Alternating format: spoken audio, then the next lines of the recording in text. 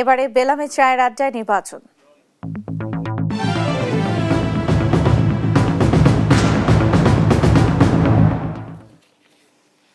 দেশ জুড়ে চলছে নির্বাচনী ডামাডোল। ব্যস্ত সময় কাটছে প্রার্থী ও তাদের কর্মী সমর্থকদের। নির্বাচন নিয়ে চায়ের আড্ডায় হয়ে উঠছে জমজমাট। টিএসসি থেকে আরো জানাচ্ছেন আলিমুজ্জামান সাফওয়ান।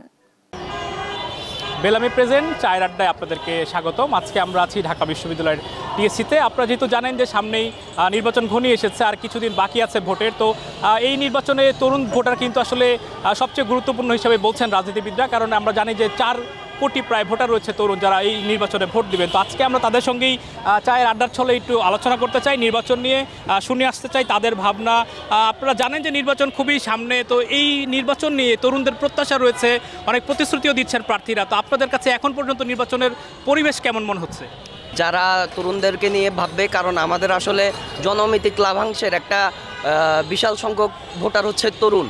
তো এই তরুণ সমাজরা যাতে হচ্ছে রাষ্ট্রের বোঝায় না পরিণত হয় এবং তারা যাতে রাষ্ট্রের মানব সম্পদে পরিণত হয়। আমরা একটু প্রত্যাশার কথা জানতে চাই, যেহেতু একটি আন্দোলন হয়েছে, সেখানে তরুণদের অনেক অবদান ছিল, তো তরুণদের প্রত্যাশাও তো নিশ্চয়ই বেশি।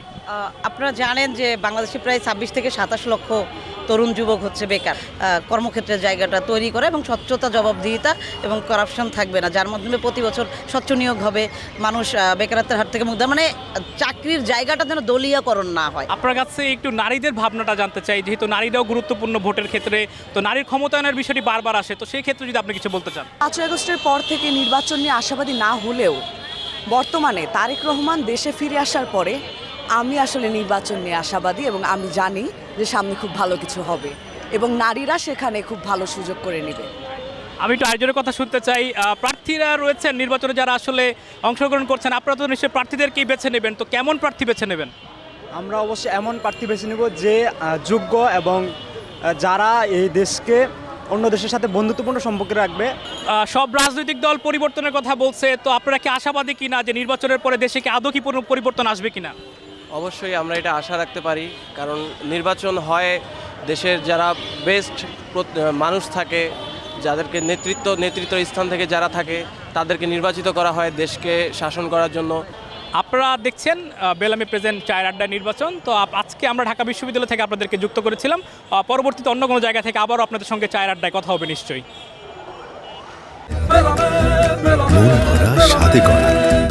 New Zealand Dairy, excellence in quality.